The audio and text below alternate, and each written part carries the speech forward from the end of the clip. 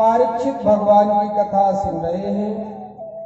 श्री सुखदेव जी महाराज बोले, हे राजन, अब मैं आपको सुदामा की कथा कहता हूँ।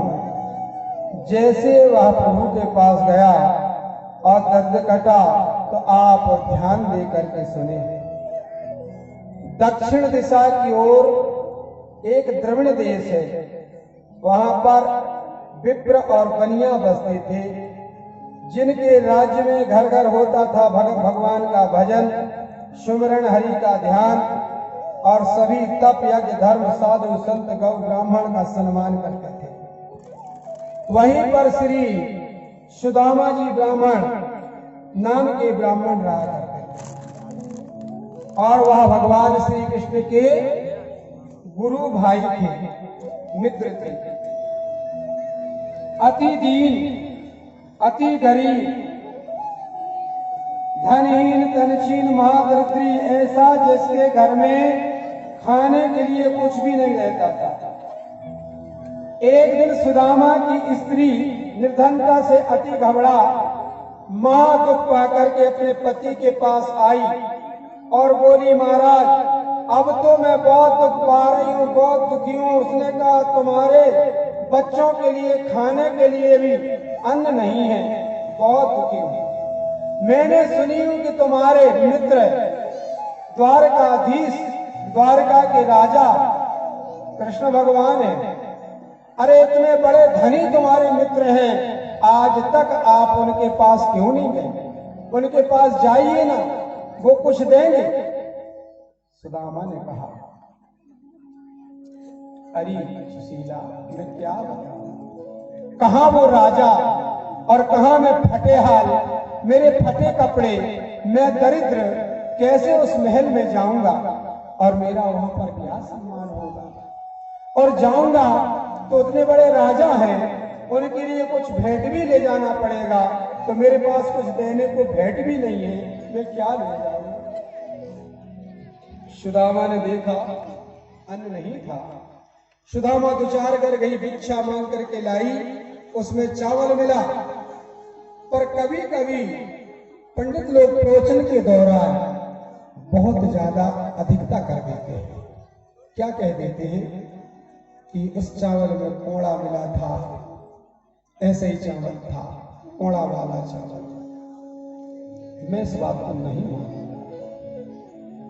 क्या आपके यहाँ कोई ब्राह्मण आता है तो आप कोड़ा कचरा वाला चावल उसको देते हैं? देते हैं?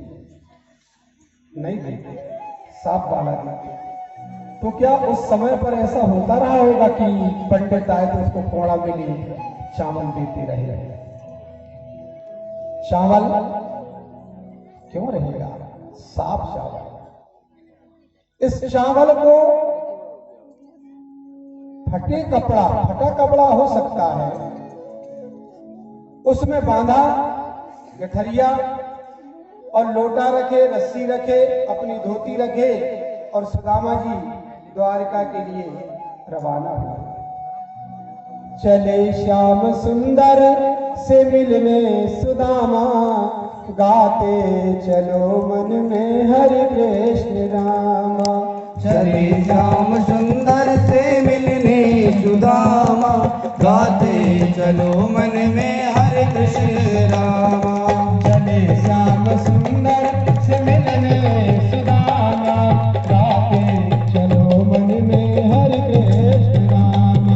चले श्याम सुंदर से मिलने सुदामा, गाते चलो मन में हरे कृष्ण रामा। गाते चलो मन में हरे कृष्ण रामा।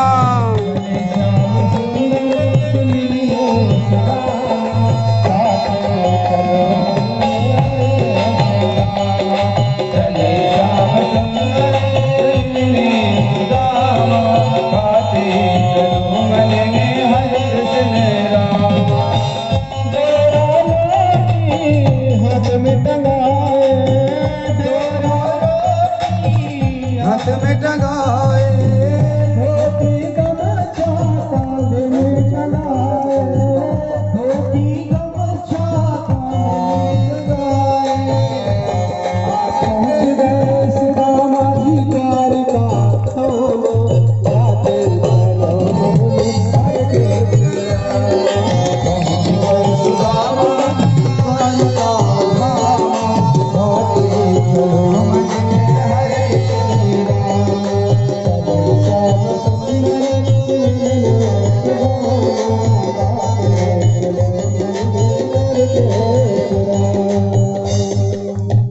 द्वारका जी पहुंच गए। महल के बाहर द्वारपाल खड़े हुए हैं।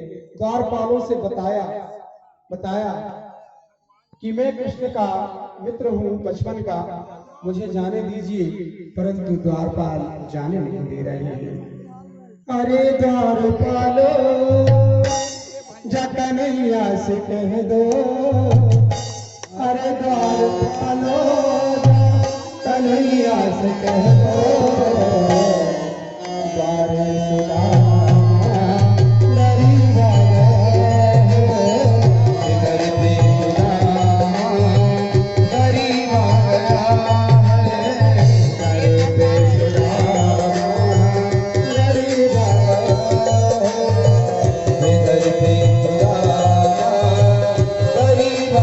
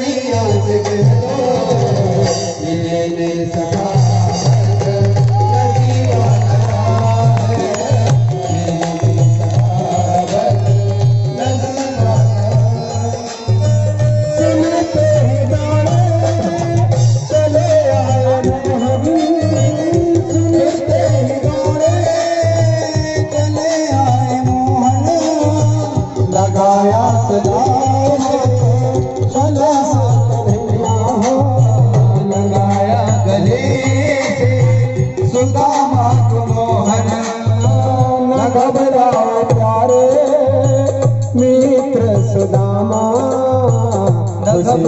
समय अब करीब आ गया है, खुशी का समय करीब आ गया है, खुशी का समय अब करीब आ गया है, खुशी का समय अब करीब आ गया है। भगवान द्वारकाधीश दौड़ करके गए और सुदामा को गले लगे और लेकर के आए। जिस सिंहासन पर परमात्मा बैठे थे उस सिंहासन पर सुदामा को बिठा दिया और थाली और लोटा से उनके शरण धोने लगे। रुक्मणी जी खड़े होकर के आश्चर्य में देख रही हैं कि ऐसा फटेहाल पंडित आया है कहां से, ये कैसे प्रभु का मित्र हो सकता है। विचार करती हैं, भगवान चरण धो रहे हैं, देख करके उन्हें आश्चर्य होता है। भगवान जब चरण धोते हैं तो पैर को देखते हैं तो सुदामा के पैरों में कांटा लगे हुए हैं। भगवान कांटा निकालते हैं। देखो सुदामा की दीन दशा, करुणा करके करुणा निधि। देखो सुदामा की दीन दशा, करुणा करके करुणा निधि। पानी परत को हाथ छुए नहीं, पानी परत को हाथ छुए नहीं, आसमान से चरण धो। देखो सुदामा की दीन दशा, करुणा करके करुणा निधि। देखो सुदामा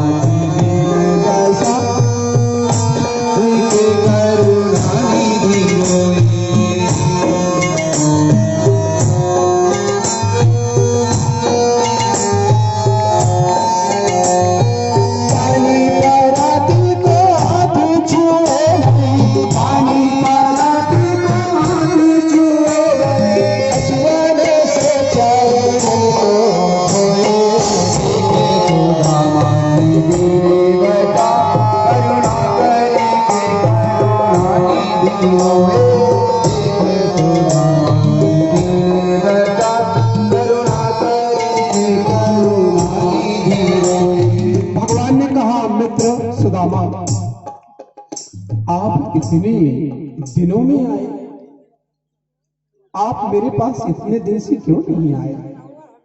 आप इतने कष्ट में रहे, इसके बाद आज आए। भगवान आंसू की धार भगवान की बह रही है। जो रुक्मणी जल का पात्र लेके खड़ी थी उसकी तरफ तो भगवान ने ध्यान ही नहीं दिया। आंसुओं को भिगो दिया, आंसुओं को बहाया, आंसुओं से चरणों को धोया।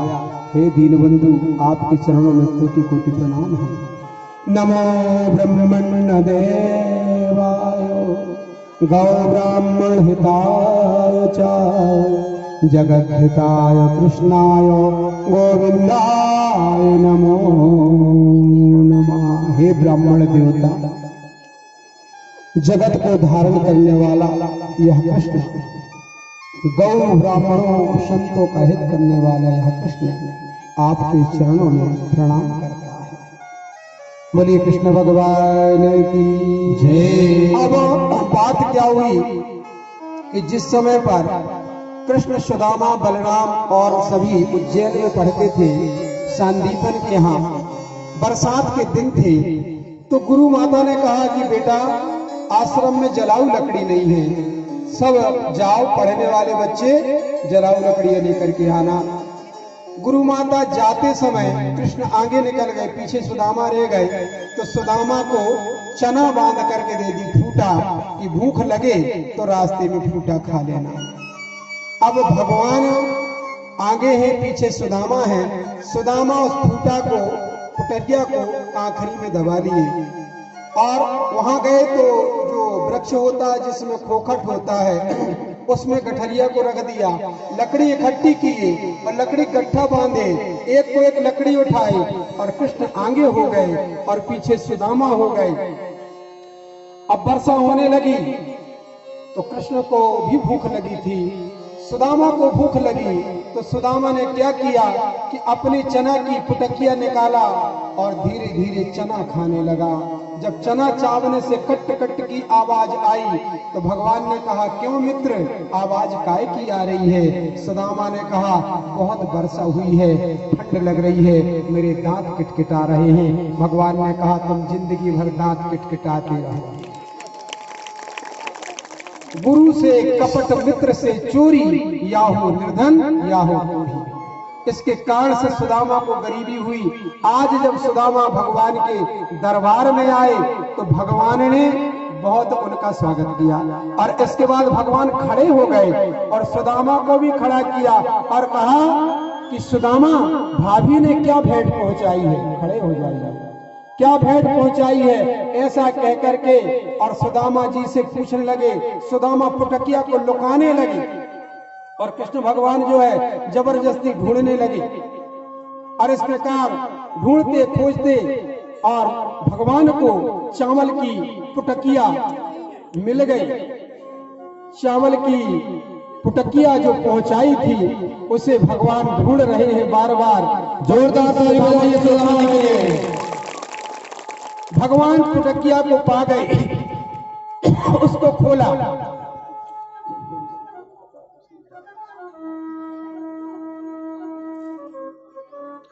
और भगवान कृष्ण ने चावल की पुटकिया खोली और एक मुट्ठी चावल भगवान ने खाया। जय हो। भगवान ने दूसरी मुट्ठी चावल खाया,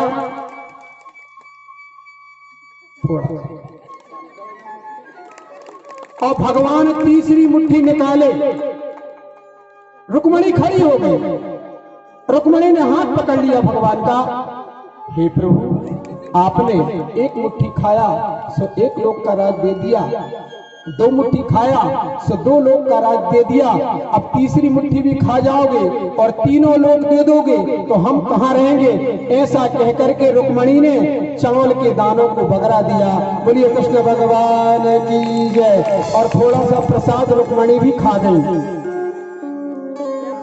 हुआ रुक्मणी को बड़ा ही अचंभा, हुआ रुक्मणी को बड़ा ही अचंभा, ये मेहमान कैसा अजीब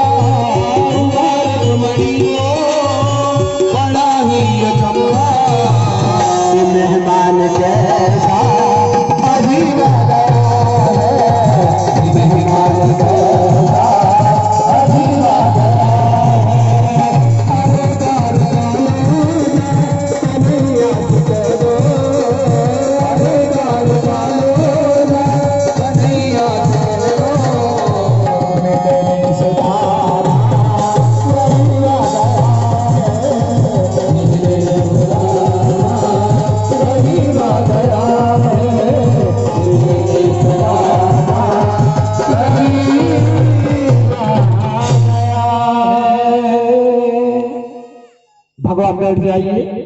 भगवान ने सुदामा को स्नान करवाए, नए नए कपड़े पहनाए